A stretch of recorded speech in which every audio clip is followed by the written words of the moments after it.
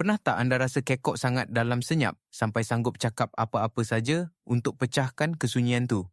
Seolah-olah kesunyian anda mungkin fikir ia cuma rasa janggal. Tapi bagaimana jika saya beritahu anda, orang bijak sengaja mencipta kesunyian itu. Mereka menggunakannya sebagai senjata. Ini bukan tentang menjadi pendiam. Ini adalah tentang psikologi gelap kesunyian.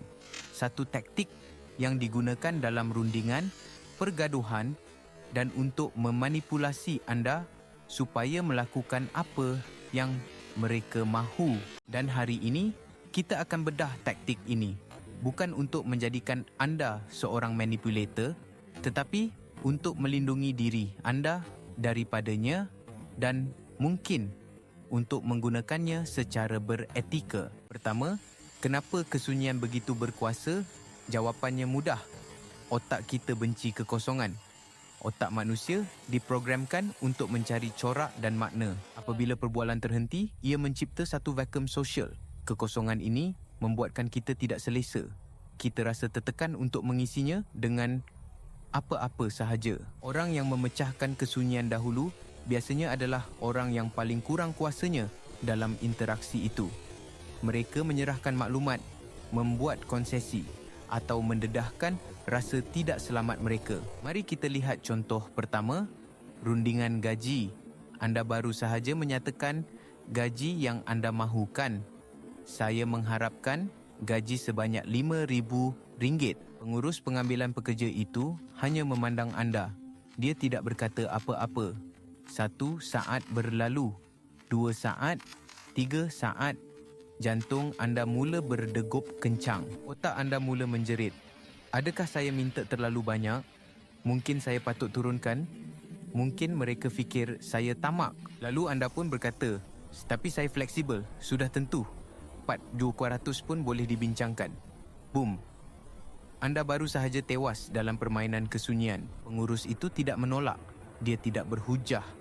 Dia hanya menggunakan kesunyian untuk membuat anda berunding dengan diri sendiri. Taktik kedua, rawatan senyap atau silent treatment. Ini adalah bentuk manipulasi emosi yang paling lazim. Pasangan anda marah tetapi enggan memberitahu kenapa. Mereka menjawab dengan satu perkataan. Mereka mengelak pandangan mata.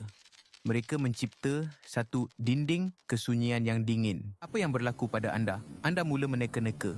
Adakah sebab saya lambat balik? Adakah sebab apa yang saya cakap semalam? Anda menjadi seorang detektif dalam minda anda sendiri. Akhirnya, anda tidak tahan lagi dan meminta maaf. Walaupun anda tidak tahu apa salah anda. Maafkan saya untuk apa sahaja yang saya dah buat. Manipulator itu telah berjaya. Mereka membuat anda berasa bersalah dan bertanggungjawab tanpa perlu berkata sepatah pun. Mereka mengawal naratif melalui ketiadaan kata-kata. Taktik ketiga, jeda berkuasa atau the power pause.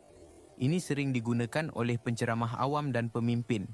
Mereka menyatakan sesuatu yang penting dan kemudian berhenti bercakap.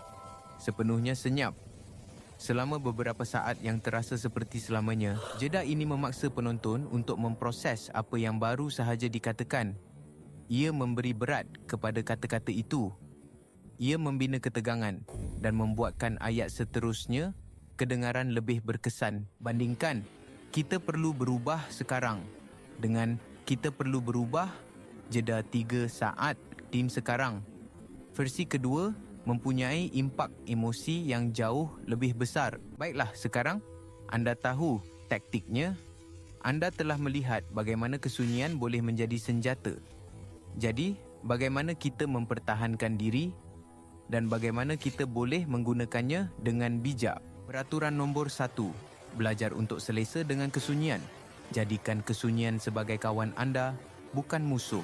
Ini adalah pertahanan utama anda. Apabila seseorang menggunakan jeda yang janggal, jangan tergesa-gesa untuk mengisinya.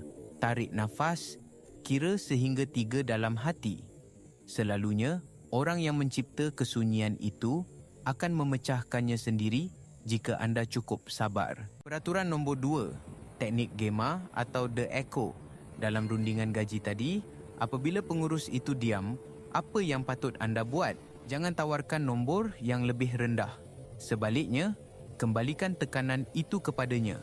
Pandang matanya dengan tenang dan selepas beberapa saat, tanya soalan terbuka. Contohnya, adakah angka itu dalam lingkungan bajet yang dijangkakan? Atau, apa pendapat anda tentang cadangan saya? Ini memaksa mereka untuk bercakap dahulu dan mendedahkan kad mereka. Peraturan nombor 3, tangani silent treatment secara langsung. Jangan bermain permainan meneka. Ia hanya akan memenatkan anda dan memberi kuasa kepada manipulator. Sebaliknya, nyatakan pemerhatian anda dengan tenang dan tanpa menuduh. Gunakan kenyataan, saya rasa. Contohnya, saya perasan awak senyap sejak petang tadi dan saya rasa ada sesuatu yang tidak kena. Ini menunjukkan anda sedar akan taktik mereka, tetapi anda tidak akan terperangkap dalamnya. Kemudian, tetapkan sempadan. Saya sedia mendengar bila awak sedia untuk bercakap. Ini meletakkan tanggungjawab untuk berkomunikasi kembali kepada mereka. Anda tidak menghukum, tetapi anda juga tidak merayu. Anda menunjukkan kematangan emosi. Akhir sekali, bagaimana untuk menggunakan kesunyian secara beretika? Gunakannya untuk memberi ruang, bukan untuk memberi tekanan. Gunakannya untuk mendengar, bukan untuk menghukum. Apabila rakan anda meluahkan masalah, jangan terus bergegas memberi nasihat. Diam seketika selepas mereka habis bercakap. Jeda ini memberitahu mereka, saya dengar. Saya sedang memproses kata-kata awak. Kata-kata awak penting. Kesunyian yang digunakan dengan empati membina kepercayaan. Kesunyian yang digunakan untuk manipulasi merosakkan hubungan. Pilihannya di tangan anda. Jadi, lain kali anda berada dalam kesunyian yang memekakkan, ingatlah, ia bukan kekosongan. Ia adalah satu ruang yang penuh dengan kuasa, niat dan pilihan. Jangan takut padanya, fahami ia. Kuasai kesunyian atau ia akan menguasai anda. Terima kasih kerana menonton.